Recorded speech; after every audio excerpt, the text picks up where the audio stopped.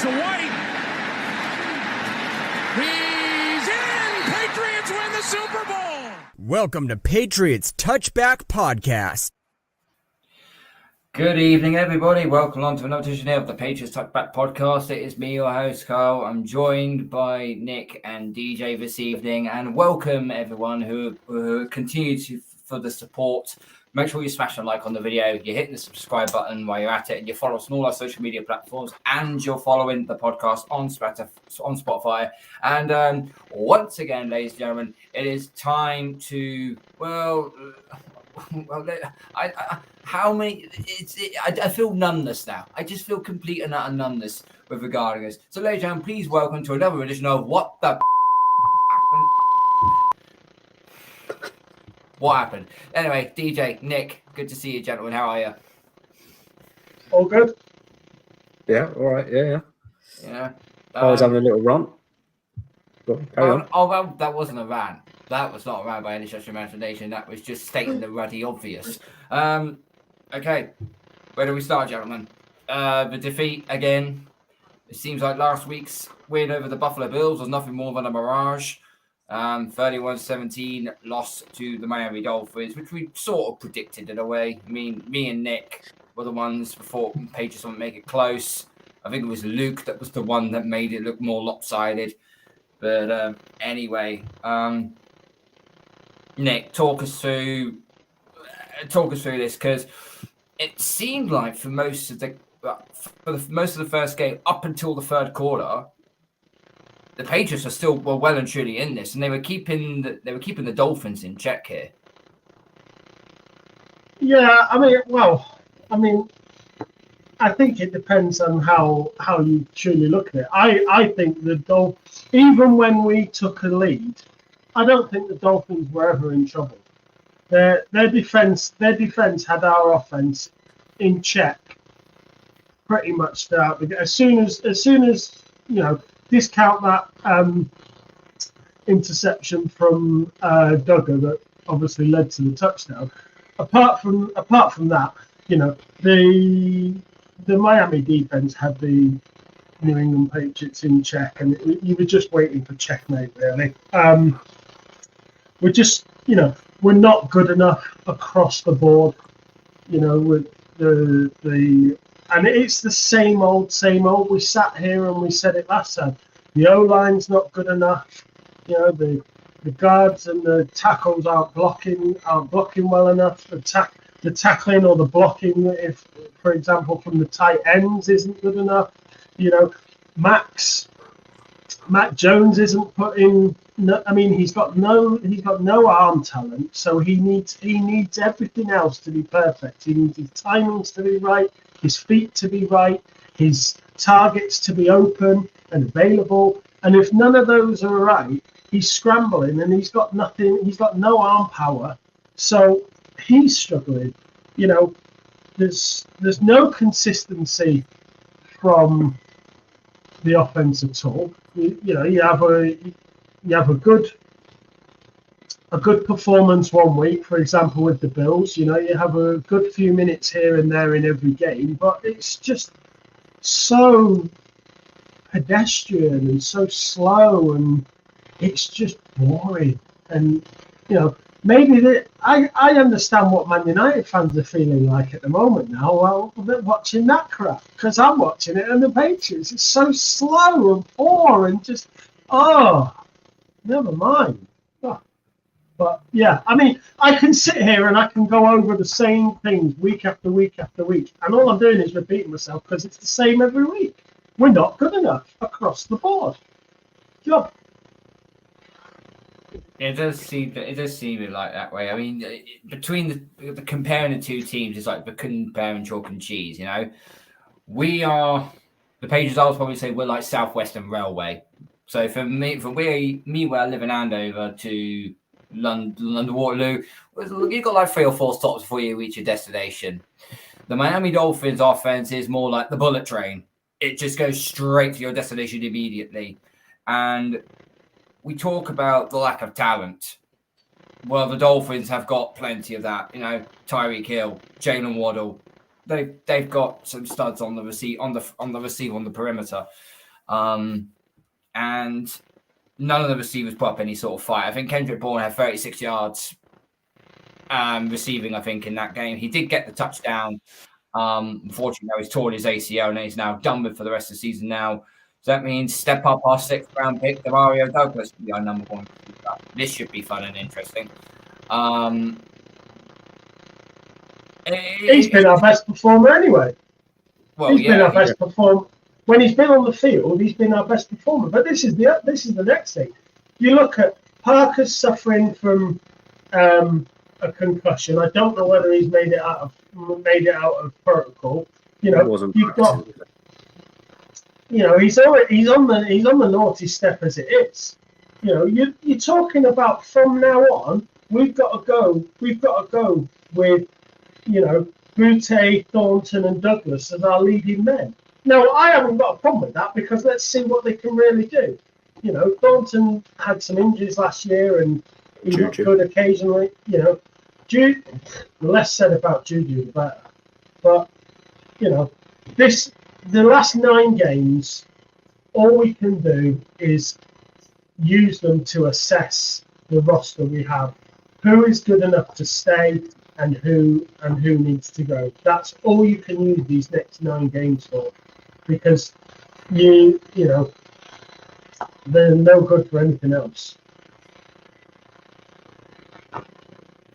It's just frustrating. It's just frustrating to say the least. And I look at New England, the way they performed again on offense as always, and 10 of our points came off turnovers off the Dolphins. The first one was the interception. And then the other one was a fumble recovery and we ended up kicking a field goal for out of it. So, in honesty, the offense only put up 7 points. If you don't want to use the metric of the defense turning the ball over to give the offense prime territory, I always think of if an offensive touchdown is basically, can you do it on your own back? Can you just start it from your own 20, 25 yard line and go all the way down the end to score a touchdown? That to me is a very good offensive drive. For you to only be in short range and still not get anywhere, that's just a detriment to the problems that we have seen so far with this Patriots offense. Again, the lack of separation, excluding Demario Douglas and Kendrick Bourne at times. The running game, again, non-existent. It just like all the Buffalo game did last week was basically cover the cracks, paper over the cracks. That's all it did. And my magnificent friend, who is a freaking idiot, now turns around saying we can still run the table, this, that, and the other. I'm kind of thinking, just give it a rest, let it go. Be frozen. Let it go. All right. It's not going to happen. It ain't going to happen. Yes, our schedule gets a little bit lighter. But does anybody think we're going to run the table against the Washington Redskins, against the Colts, against the Giants, against the Chargers, against Chiefs, against the Broncos, Bills again, and play the Jets final game? Do we genuinely, honestly think we're going to run the table and make the playoffs? No, I'm not with this squad. No, we're not. No, we're not. Washington, who we play this coming week, okay, they're a Jekyll and Hyde sort of team. You catch them on a good day and they'll beat you. You catch them on a shit day and they are what they say they are. The Colts, 50-50 game. You don't know what team is going to come out with. We know what their running game is capable of. Giants, I mean, they've got about as much of a good offense as we have. So you can tell this is either going to be it's going to be single-digit game, and it depends who screws up the least. Chargers, powerful offense. Defensively, they're not that great, but they've got an offense that is very, very powerful. I don't see where you can run the table now. This is why I say we were at a crossroads in the Raiders game. We lost. I thought, okay, that's it, done and dusted. We're probably going to lose to the Bills and the Dolphins, and that's it. Start tanking. We'll go for Khalid Williams or Drake May or do something like that. We beat Buffalo last week. Thought, okay, we're back to the crossroads again.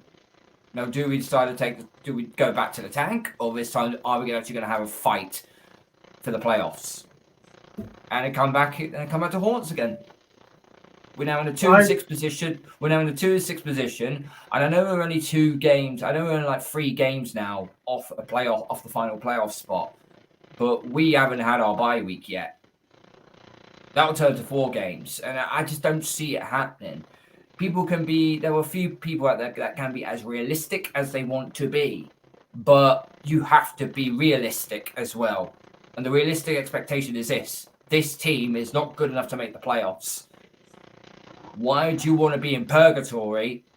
You go one or two ways. You either strip it down, or you fight to try and get a playoff spot if you think you've got the team to do it. And we all know what team we've got. And if we end up winning another, sorry, Nick. And if we end up winning another 3 or 4 games, it's going to hurt our draft position because we're not going to get a high-end quarterback, the best receivers off the board, and probably the 2 best tackles off the board as well. You've ruined yourself already. You could still lose, but you can still play competitively. I don't think there's no such thing as a tank. You can't just tank the season. You can play competitively, but you can still lose. And that's what we are. We can play competitive football. Unfortunately, we have to play ahead. If we don't play ahead, we lose the game. That's who we are. This is where I've got this. Go on, Nick. Hang on, Nick. Go on, DJ. No, I was just going to say that was the whole analysis that I saw from the game was, I think we went into this game on a high. We came and we beat the Bills, and morally, I felt we started really well. We went ahead. But it's like you guys are going touching back again. We wasn't in a position where we felt comfy enough to win the game. Miami felt that I think defensively they did pretty well. They knew what we were going to do. And that's why they never seemed to have struggled, even though we was ahead at one point at 10 points, I think it was. They never seemed to have panicked or never seemed to have struggled because they knew they had the game in their sights. That interception that Ramsey did on his first game back, that to me was a play of masterpiece. That because he tricked Mac Jones in what he was doing there, because the safety was supposed to go with the cornerback as well, so they were double covering him. But Ramsey knew that he was going to come back, and he just read Mac Jones. He did release it a bit too late as well. The ball, no velocity on the ball either. Yeah, it was a rainbow. It was a rainbow, not a strike. It was a great play by Ramsey. Can't really take that away. That's what as much as he talks trash a lot. He is one of the best ball hawks in the game at corner. Yeah. He is. On his first game back. That's why the Dolphins traded to get him. That's why they traded to get him. But again, it's just like you say, Miami were very much more superior than us in all 3 phases of the game, and they didn't seem to struggle either. They knew that what they wanted to do. They knew what gameplay they were doing, and it just came down to that. Now the refs as well was another factor which I wanted to point out, that there was a couple of dubious decisions there where we could have maybe not been a touchdown here. It might have been a field goal instead. It could have been this, it could have been that. So it could have been a bit closer than what that it finished. But at the end of the day, it is what it is. But we just weren't better enough, weren't good enough.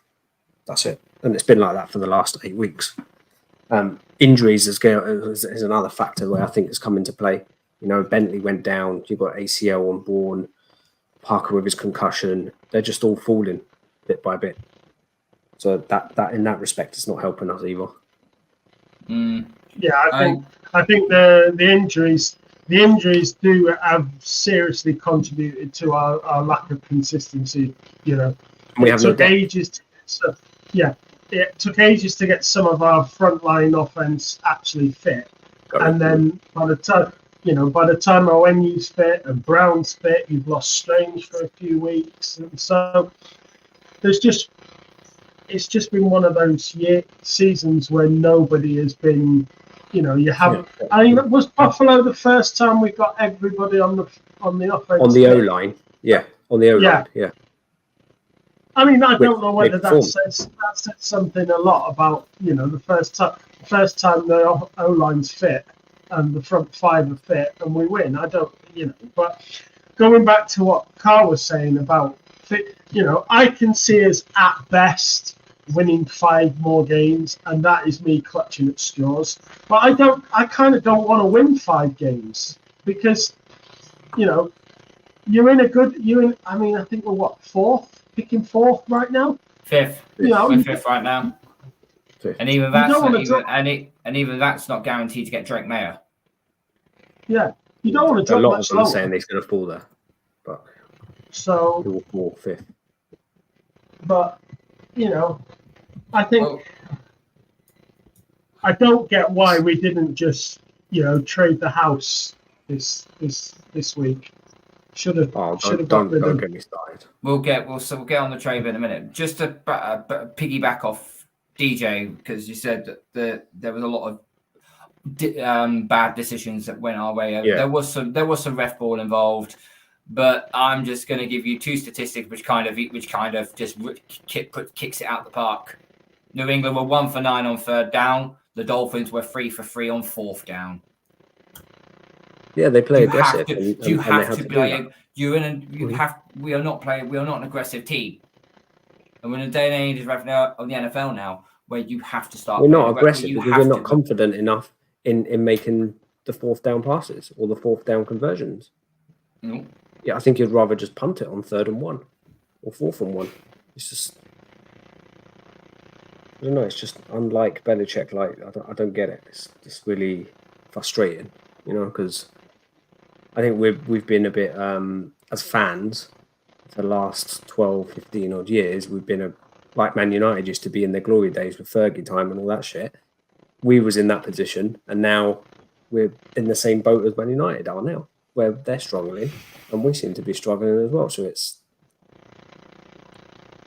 just the way it is. They're just polar opposites to each other.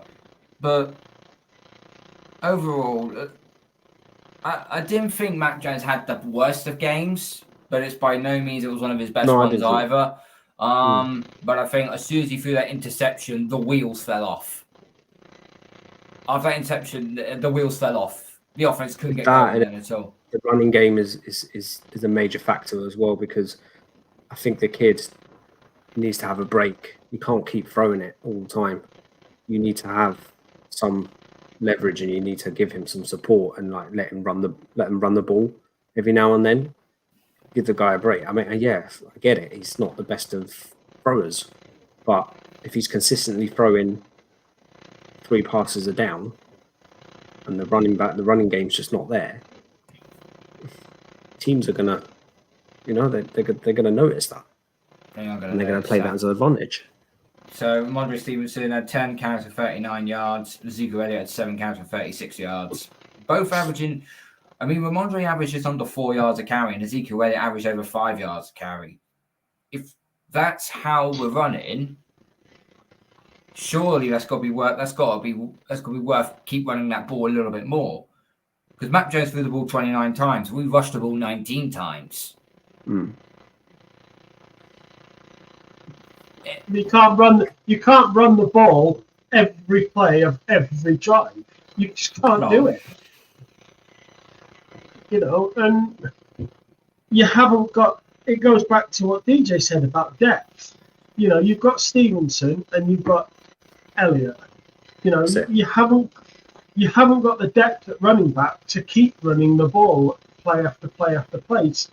We brought Zeke in to protect Stevenson and let Elliott take those 3rd down sort of big hits. You don't want to be putting Stevenson in play after play after play after play. So, there's a lot wrong. I do agree with what Nick said.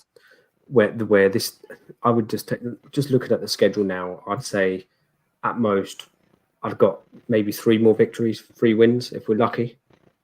I think we'll take Washington. We'll probably do. I think we'll do Denver, and we might do New York the last game. That's all I've got. And now this is a season for assessing of who am I taking next year, and who do I need to get rid of at the end of the year?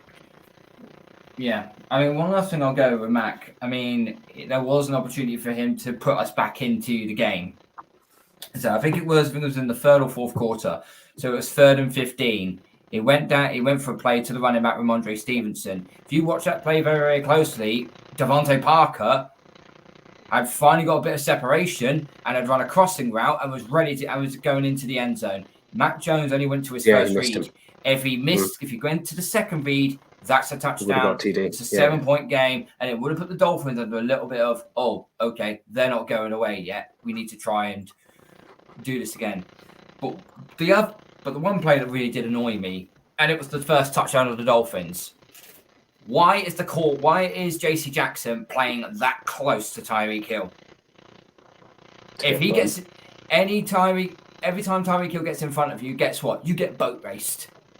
And what I also didn't get as well, that the safety did drop off. The safety had dropped off, but by the time Tyreek Hill got past JC, that was it. He was going in for a touchdown.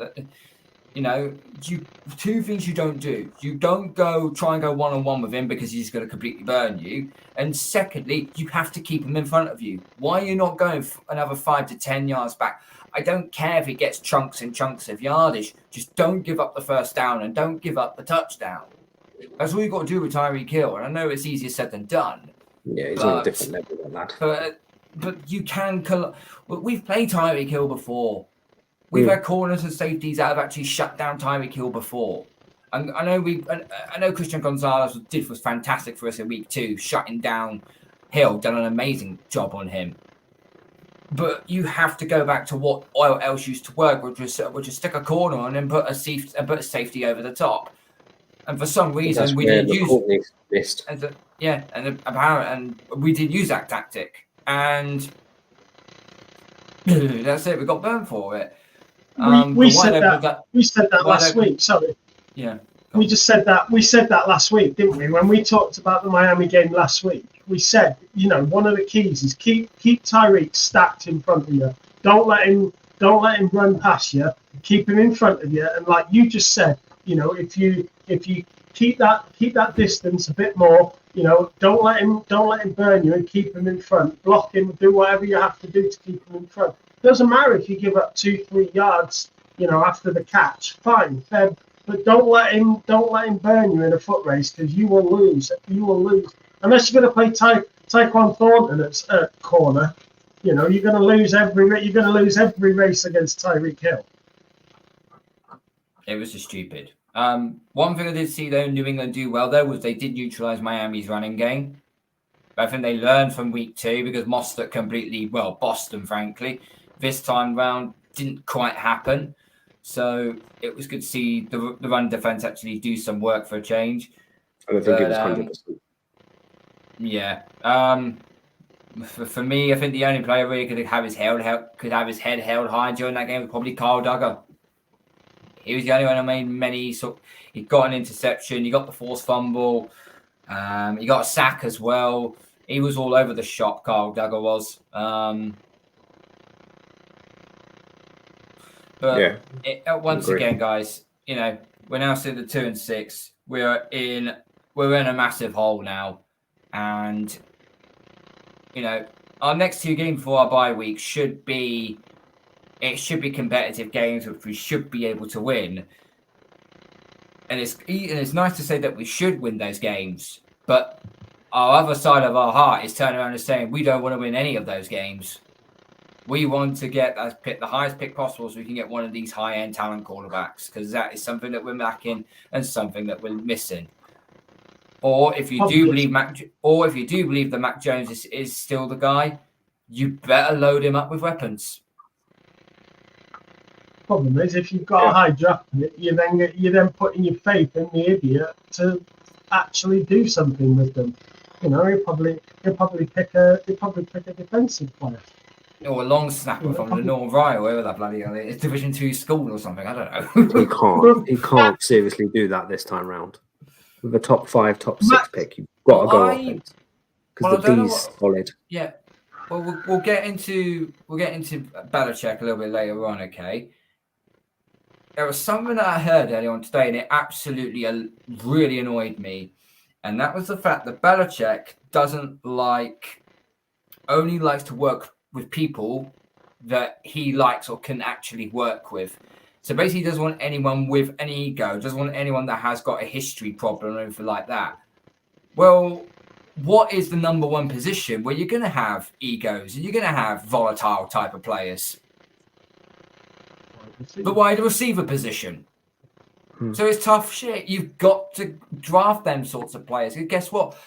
They're like basketball there are perimeter players. It's like the NBA. You need players on the perimeter for you to score points. If you don't have perimeter players for the receiving position, you're not going to score points. And that's Belichick in an absolute nutshell, frankly. But he'll only work with receivers that he'll actually work with. What? So you wouldn't work with Jacoby Myers. It would have cost you about the same as Juju Smith-Schuster and probably got you more freaking more repertoire out of it. It's just stupid. And Juju Smith-Schuster is more of a freaking asshat than bloody Myers is. So why is it just makes no sense. It just makes sense. For the same amount of money than what Raiders paid. Stupid. Max 5th year option, which obviously we have to decide on in the spring, right? Max 5th year option is going to cost $23.25 million. Well, I ain't I'm sorry. It ain't going to get turned up, is it? I'm sorry, but from what I've seen, he's not worth half of $23.5 million, quarter million, let alone the full amount. But that's why it comes to this point that you've got 9 games now. You've got to make a decision on who is good enough and who is not. And there is not a lot of players on that roster that are good enough. But he's still contracted to one more year, isn't he?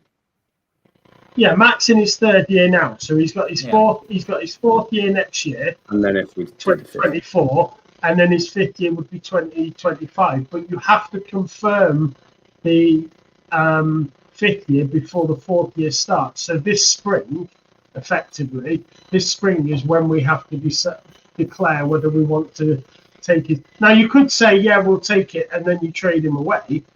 Then so be it. But I don't think he's particularly worth the cost. And I know Luke talks about we'll go round 2. But it's not. I think we'll go round 2 QB and let him sit behind Mac for the year. And then that's going to be. You know that's going to be, don't you? You know who's going to be there at round 2.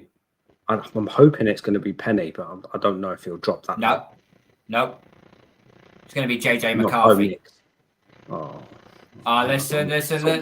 Listen. I'm a diehard Wolf. I'm a diehard Michigan fan. Okay, I've been watching Michigan and JJ McCarthy. He's very good, but he gives me Zach Wilson vibes.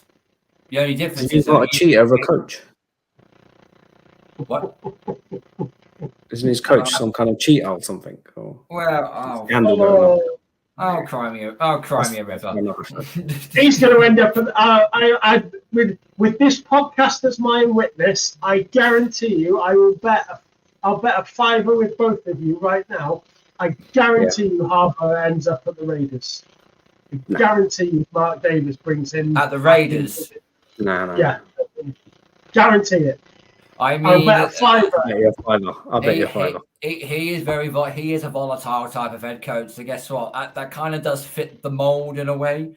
But the NFL won't touch it. Anyone's going to bring him back into the NFL, it's going to be Mark Davis. I guarantee it. I'm willing to lose money on that.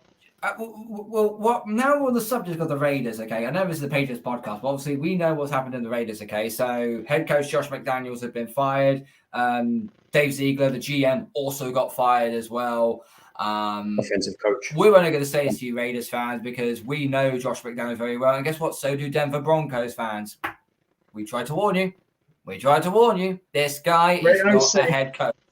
This guy is not a head coach. There's a lot of rumors going around about who decided to do all that. And who's higher up in the Raiders now.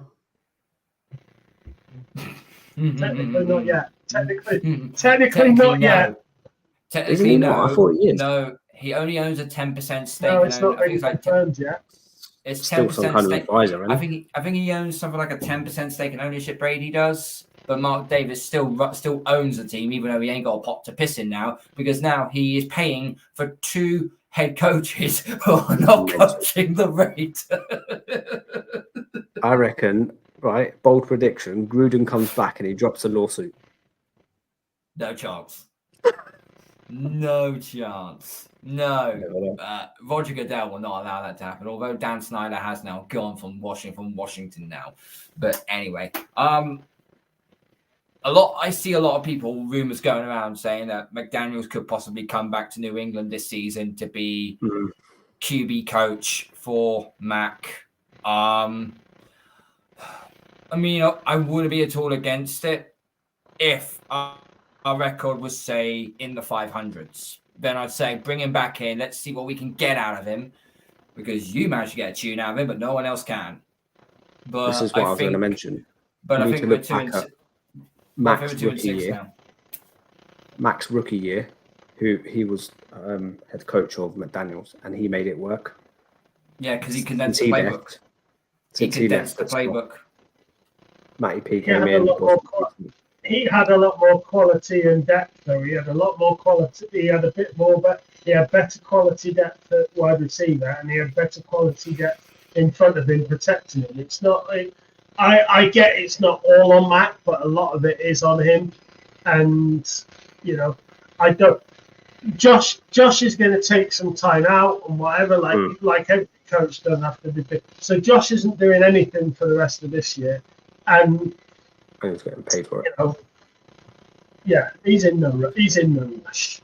No. So, yeah, he is. The soonest you're going to see him is next year, but you'll never see him in a head coach role again. Some of those some coaches are great OCs and are never meant to be head coaches. Josh McDaniels is one of those. He's an absolute awesome OC, but when it comes to head coach, not got the grade. Here is a list, right, okay, of everything McDaniels has done in his reign with the Raiders as head coach, okay? So, he blew 3 separate 3-score leads in the first 8 games of the 22 season. Fails to get past midfield until the 4th quarter against the Saints. This is the funny one. Loses to Jeff Saturday, a man who hadn't coached past the HS level in his coaching debut. Loses to Baker Mayfield 2 days after he's claimed off waivers by the Rams. Helps to run Derek Carr out of town, exposes the world to Jarrett Shitty Stidham. Kicks a field goal down by 8 against the Steelers with time winding down, gives them a win. Loses to a tanking Bears team starting a Division II rookie making his first career start at QB. He doesn't throw longer than 20 yards in the game. Starts Brian Hoyer for reasons. Doesn't know why he didn't start Aiden O'Connell in the game to begin with.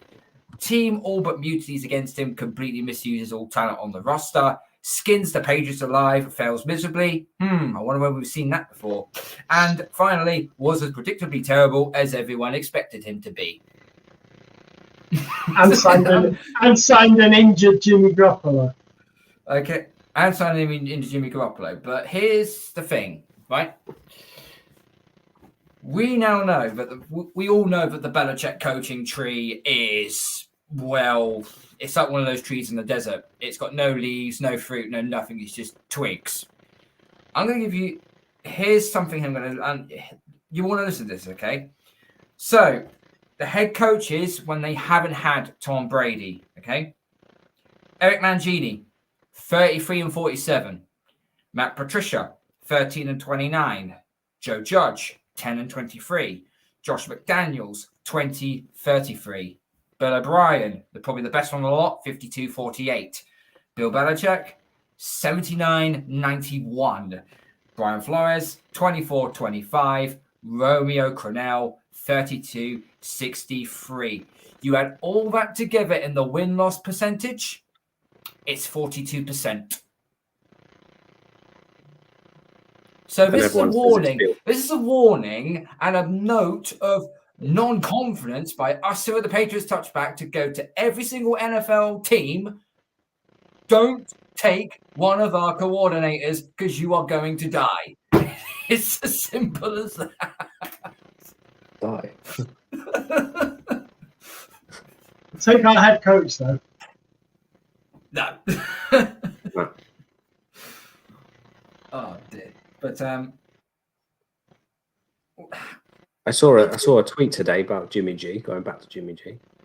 They literally dropped him yesterday. Yeah, they said that some rookie's going to be taking the team going forward. Then they go and tweeted on their tweeted page saying "Happy birthday, Jimmy G." It's like wow. yeah, Wow, a pair of balls to do that, mate. That's the Raiders completely and utterly tone deaf. But let's just move this forward, shall we, guys?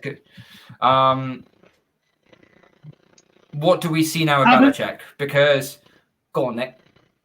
I was going to say, how did we do at the trade deadline this week? Let's talk about how well we performed there, because we had some talent that we could get off our roster that we could stack for picks. We didn't do that. Oh, we've got some talent on our roster that we could sign with new contracts and build for the future. No, we didn't do that. Did we do anything? No, we didn't do actually. All we did is ask too much for the only player that was interested. Apparently, the Saints wanted Josh Uche and didn't want to give up more than a 4th rounder for him. And the Patriots wanted a 3rd rounder for Josh Uche. And it all fell apart because the Patriots won't move off a 3rd rounder. I really do not get this. This is what winds me up so much.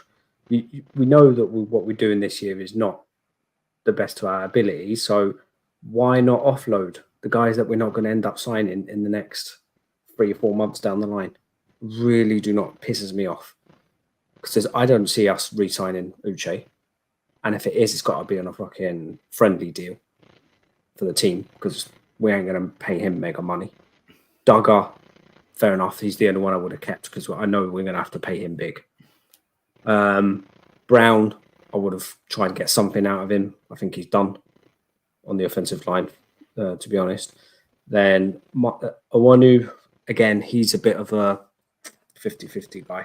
I like him. Well, one thing that we know, I think one thing I saw today from Michael Onwenu was the reason being why that he's dropped down from guard to right tackle is because it's to increase his value.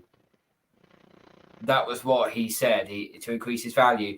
So if we are going to build, increase his contract, as in what he's going to be asking. But if we are going to rebuild this offensive line, I'm going to put my neck on the line here when I say this. I think Michael Onwenu is one of those starting blocks that we need for that offensive line. If you're going to get a rookie left tackle in there, you're going to need someone with some veteran experience. Well, we've got Michael, which seems decent. He's a rookie. Yeah, that's what I'm saying. Like he should be able to be. So is a rookie. Cole Strange is in his 2nd year. David Andrews is the only real legitimate. If we do lose Trent Brown, then David Andrews is the only this season veteran we got on that offensive line. So I would probably say we've got this cap space. Yes, we do need a legitimate number 1 receiver, but we also need to pay a few players. I think Duggar needs to be paid, and I think Michael Onwenu needs to be paid. The reason being why he could be one of the foundation pieces for that offensive line. When he plays at right tackle, Andrews might be going this year. I have a funny feeling. No, he only signed a new contract last summer. He only signed a new 4-year deal last summer, and I think sort of pretty much 2.5, 3 years of that was guaranteed. So I can't see David Andrews going anywhere. I mean, Carl, I'm not gonna criticize you for your opinion. You're entitled to it. But I'd get rid of Onwenu. I'd get rid of Brown. I'd get rid of Uche. Duggar is the only one that I would keep, and I would get rid of anybody, Henry, anybody whose contract is up at the end of the season. I'd have traded away this week, and I wouldn't have been asking a 3rd for Uche. I'd have probably asked for a 5 maybe. Yeah. You know, when it comes to Owenu and Brown, I'd have been asking sevens, or this player in a 7 in exchange for a 6. I'd have been doing that. I'd have offloaded Henry and Gazicki if I could have done. I'd have offloaded everybody, and if that meant that my starting offensive line was, Anderson, Strange, Andrews, Mapu, and Riley Rich or whatever, so whoever it was, fine. This is what I said. You've got 9 games now. You find out what these players are made of. But I'd have got rid of anybody who had interest. I'd have literally driven them to wherever the interest was, because I'd have sold the house basically. What you guys make of Bourne now? Because obviously he's torn his ACL, he's out for the season, and he's got no contract at the end of the season. What's the crack there? So he'll leave for nothing.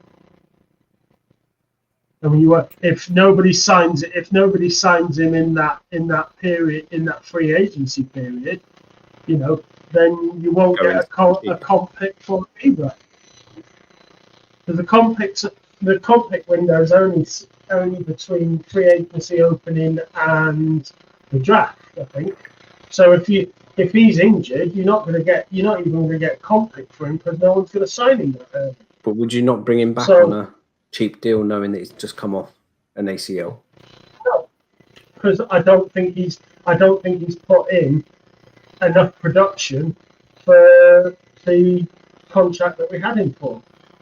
I don't believe any of our wide receivers have put in enough production to warrant staying.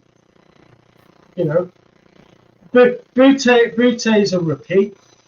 Douglas is a rookie, but he seems to be having flashes. Thornton, he's second year, poor. Juju, poor. Parker, poor. So, Henry's been completely down on his production last year. Gazicki's shown flashes, but not consistent enough. Elliot. So you've got to tear. I think you've got to tear it all down and rebuild it from the start. Yeah. Look, I'm not gonna bite back on that, because you're also entitled to your opinion as well.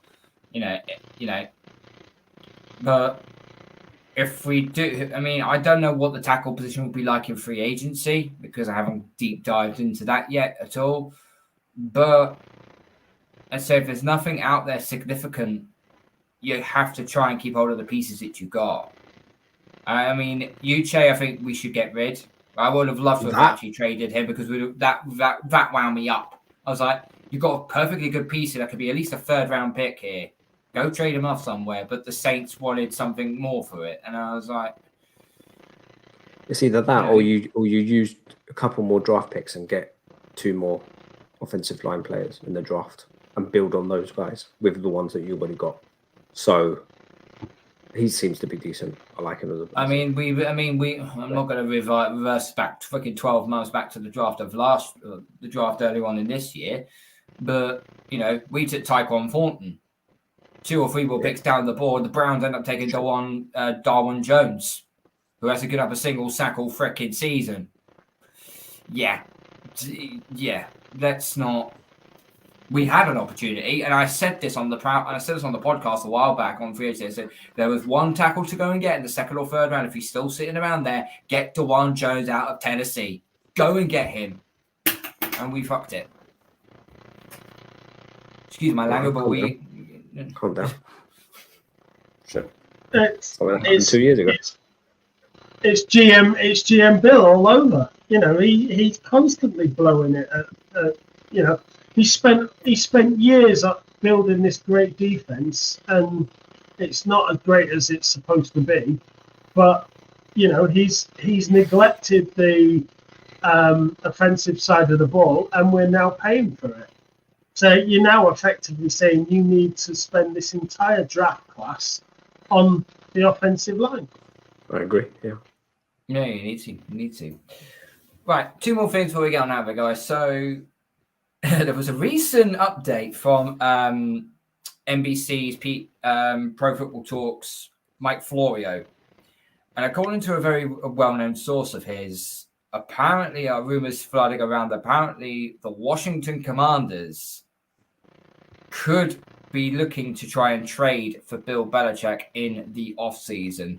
Now, I'm gonna say this, okay? There isn't much of the mainstream media that I sort of agree with in any way. I kind of think there's waffling a little bit, and there's a lot of BS flying around. But there's only a couple of insiders that I kind of think, yeah, okay, there is something to it here. One of them is obviously Ian Rappaport, because he knows everything like the back of his hand. And the other one is Mike Florio.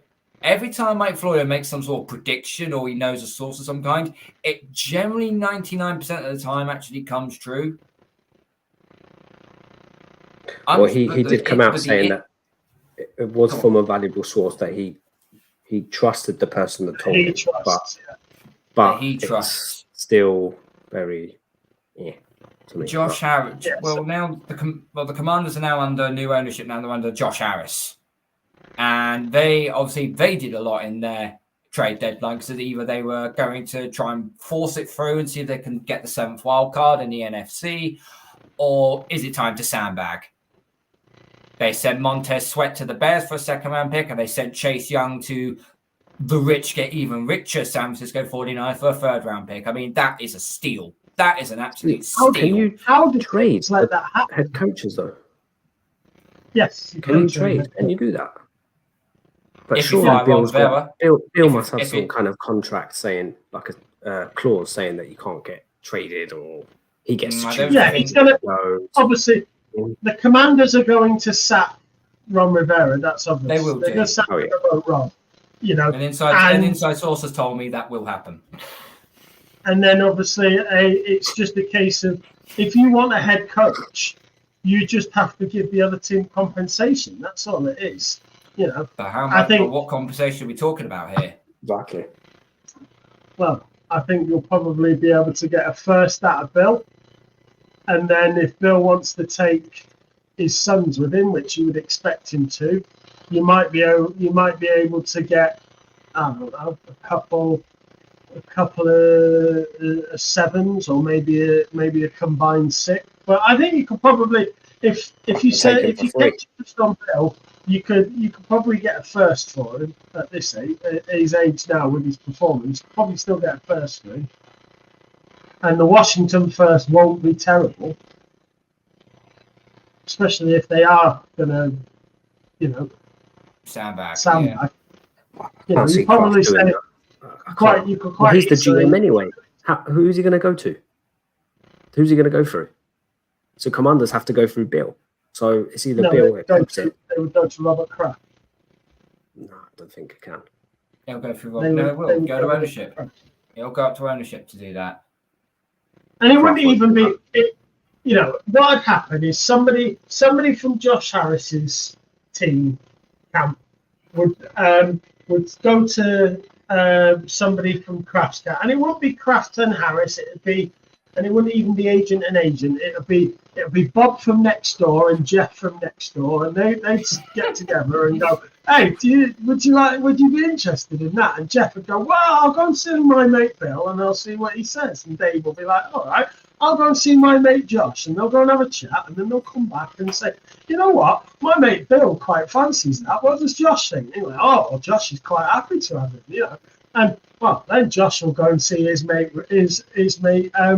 Robert, and then they'll speak. But I read it that they want to put the whole band back together. So they want Bill at the top, and they want Josh as OC, and they want Carl's mate Matty P at DC.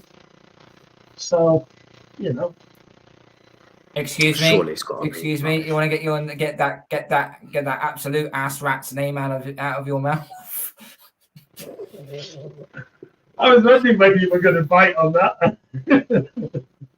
I knew where you were going with that one. But it does feel that the Redskins, Washington, are definitely having like a proper washout, like starting from scratch. And that's where they're going to start, aren't they? So, head coaches. It could be a destination for Josh, Matty P. I don't know. It could possibly be, but it all depends how the season pans out. Whether or not Kraft thinks that Belichick is deserving to carry on as head coach here. I mean, you know, What's it not to say that Bill's going to end up in Raiders?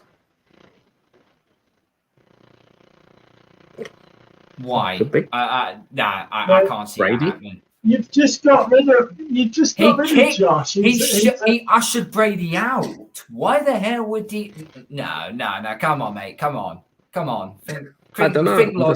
I just don't see why anyone would want Bill as coach. Oh wow. Tell you, it's going to be harder. You know, he's going to go and bring you back to the NFL. So, I don't know. And then who do we get then? If this shit does go down, who have we got now? Ben Johnson. Who? Ben Johnson, hopefully. Who the fuck is that? Is that the guy from the WhatsApp chat or what? No, the OC from Detroit. There is a guy called Ben Johnson in there. The chat is a load of bull. No, the OC for the Detroit Lions, Ben Johnson. Nah. He's unexperienced. No. Oh. What about the Rams guy? What? What? McVay? Yeah. Nah, he won't leave. He won't leave. Nah, he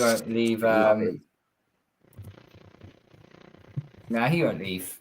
He certainly won't. He certainly won't leave the Rams. Yeah. He certainly would. Yeah, he certainly won't leave the Rams. He's just nah. I don't believe that'll happen. I think we are looking at something like if it's either Belichick is staying or he ends up going, and we are beginning the brand new start. Because don't get me wrong, I like Mayo. I like Mayo, but I don't think he's defensive minded. He's not offensive minded, and that's what we need. We need a change of like having an offensive minded head coach now. It's all about the offense now. It's all about how you can, Anyway, so we're on to Washington now. We are on to Washington. Let's just have a little bit of a score prediction. Traded their two players, didn't they? Before we played them. Well, they traded their pass rush, but it's still going to be very awkward.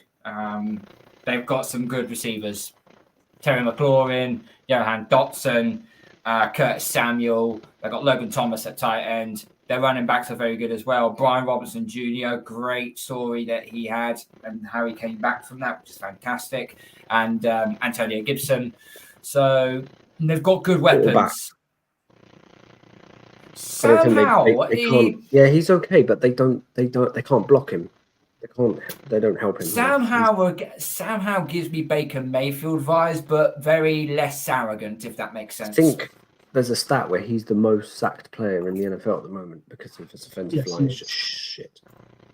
So we need to continue doing that, putting the pressure on. The one stat I've got with the Commanders, and I mentioned it earlier before we were live, was that they allowed 400 yards of offense against a Ridder-led Atlanta Falcons team. Desmond Ridder, who has been terrible for the Atlanta Falcons, managed to lead them to 400 yards of offense against the Commanders. And that was when they did have Sweat and Young, or Young and Sweaty, as Dan Hansen says.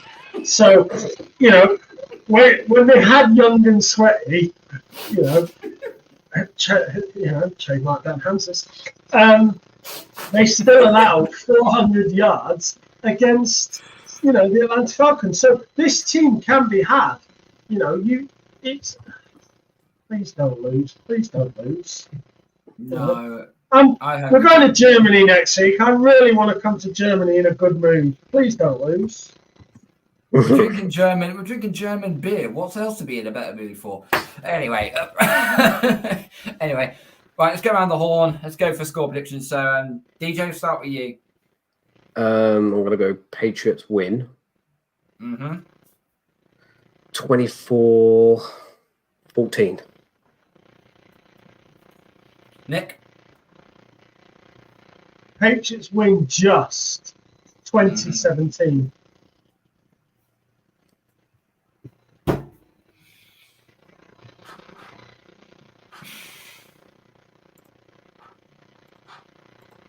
Something tells me we're losing this game. No way.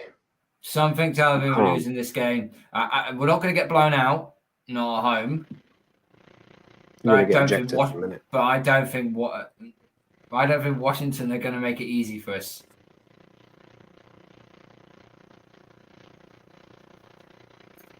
Washington have to be worse than us.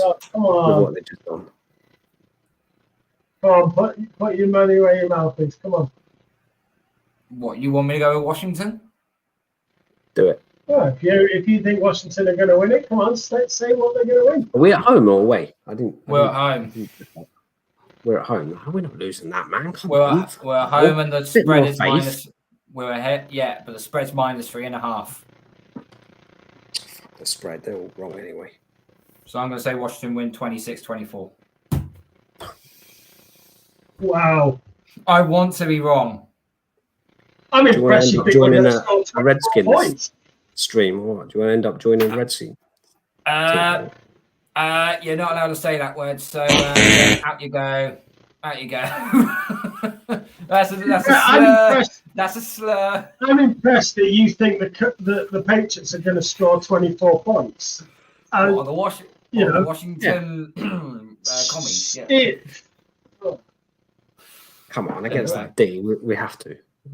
If we don't win this game, then we deserve, and we fold it up, and we just get completely wrecked. Anyway, right. One last thing before we get on out of it, guys, is that obviously, as we were speaking, next week is going to be the game in Frankfurt. We're going to be heading off over there. Patriots Deutschland on Twitter, they released some information which is very, very intriguing. Now, I know this is in German, so I really, really do apologize. I'm sorry for blocking you out, DJ. Wow. To put this into hello. Where are we? So yeah, to put this into context, because this is all in German, Vince Wilfork and Rob Ninkovich are going to be at the Patriots horse on Friday and Saturday. For anyone that has got their free tickets, sort of on the Patriots site. So they're going to be there. You can get your picture taken, autographs signed for, and have a chat with them as well. And Nick is going to be incredibly giddy because he is a very, very avid fan of Mr. Wilfork, aren't you, sir?